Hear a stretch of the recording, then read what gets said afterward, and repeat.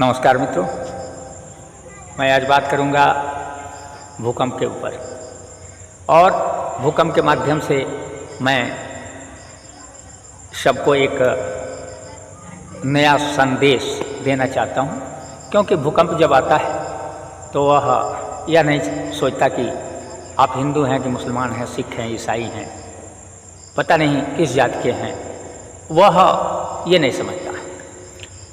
वह ये भी नहीं समझता है कि आप किस धर्म को मानते हैं।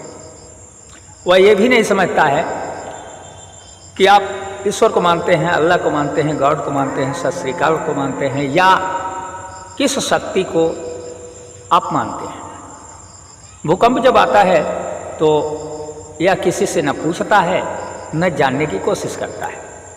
वह आता है और आने के बाद सभी धर्मों के लोगों का घर अगर उसकी चपेट में आ जाता है तो सब धराशायी हो जाता है।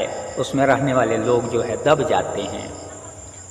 और तब यह बात समझ में आती है कि जो प्रकृति का नियम है, उस शक्ति का नियम है, वह सबके लिए एक समान है। लेकिन हम लोग इस बात को नहीं मानेंगे। इसलिए नहीं मानेंगे कि हम लोगों ने अपने धर्म ग्रंथों में लिखी हुई बातों को इतना रट लिया है कि वो दिमाग से निकलेगा ही। यह बिल्कुल सत्य है कि प्रकृति के देखने में आप न कोई जाति हैं, न कोई आपका धर्म है।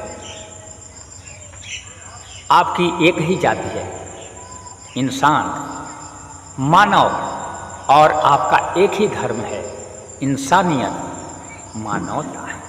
मित्रों, जब भूकंप आता है तो उस समय हिंदू का परिवार भी दब जाता है, मुसलमान का परिवार दब जाता है, सिख का परिवार दब जाता है, ईसाई का परिवार दब जाता है, या अन्य धर्मों के जो लोग हैं, मानने वाले लोग हैं, उनके भी परिवार उसमें दब जाते हैं।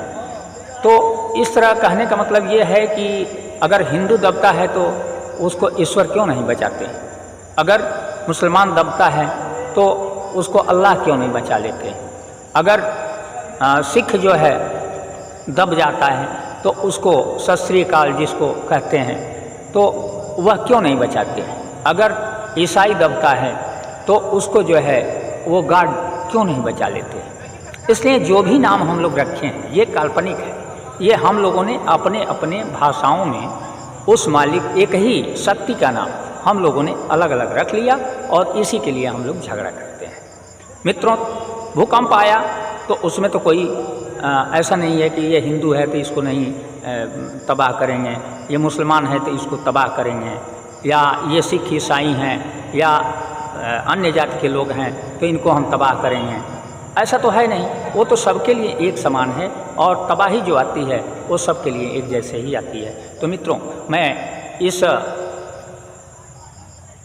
बातों के माध्यम से मैं ये समझाना चाहता हूँ कि वह शक्ति जो है, जिसको हम लोग अलग अलग नामों से जानते हैं, वह एक ही शक्ति है और उसका नियम एक है। हम सभी एक ही इंसान हैं। इसलिए इन बातों को ध्यान में रखते हुए हम सबको उसके हिसाब से रहना चाहिए, मिलकर रहना चाहिए।